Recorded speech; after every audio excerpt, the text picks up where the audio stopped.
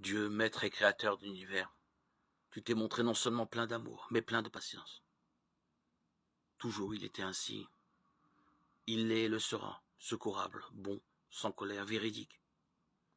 Menacé par de puissants voisins Akaz, roi de Juda, et dans une situation délicate, alors qu'il songeait à une alliance diplomatique, le prophète Isaïe vient lui rappeler l'alliance avec le Seigneur, qui ne saurait abandonner son peuple. Invité à demander un signe de la protection divine, le roi feint de s'abstenir par respect.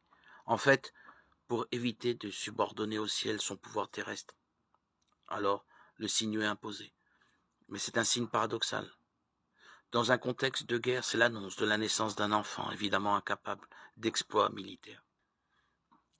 À l'époque, ce fut un prince pour le couple royal.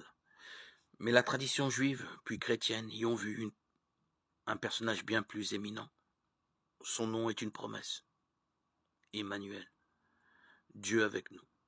Sans doute, Dieu a toujours été avec son peuple, depuis qu'il l'a libéré de la servitude, et lui a donné une terre.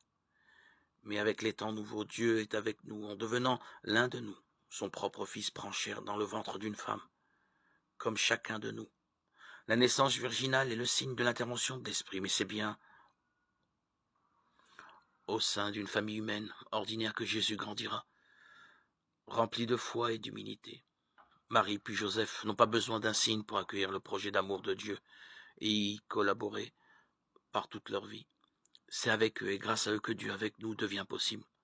À leur exemple, préparons notre cœur à accueillir avec émerveillement la venue prochaine de notre Seigneur.